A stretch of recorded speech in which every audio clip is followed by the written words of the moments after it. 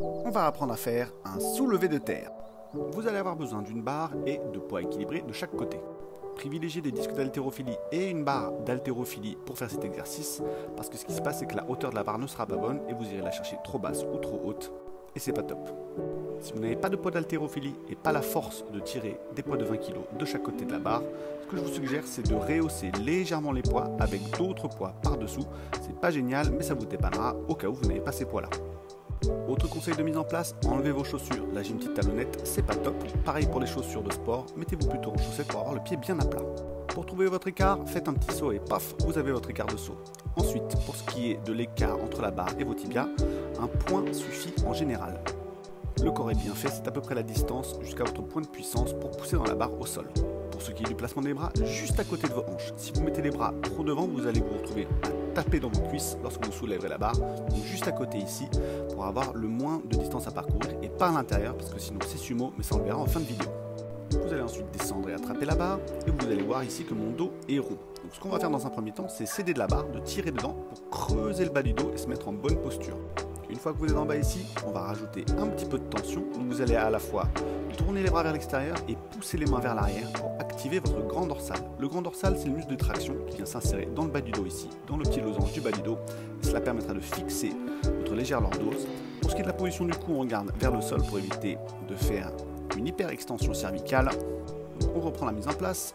À un point de la barre, les pieds à plat, écart de saut, on se tracte vers la barre, dos creusé, j'active le grand dorsal et paf, on se met debout. Alors, plusieurs choses au sujet de se mettre debout. Ça paraît simple comme ça, mais en fait il y a quelques points à voir, 2 pour être exact. Il y a à la fois l'extension du dos à prendre en compte, mais il y a également la poussée dans les jambes à prendre en compte.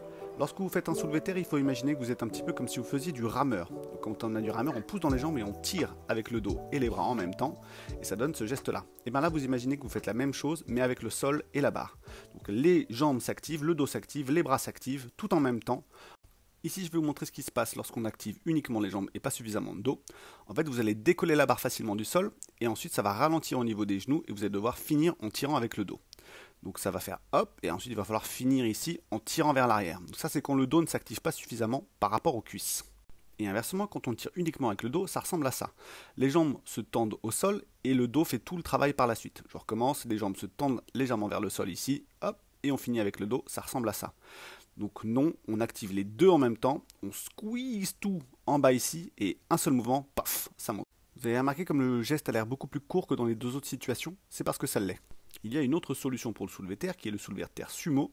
Donc ici l'idée c'est d'avoir le corps entre les jambes et les mains entre les jambes. Pour le placement des pieds, à peu près de largeur d'épaule, orienté 10h10.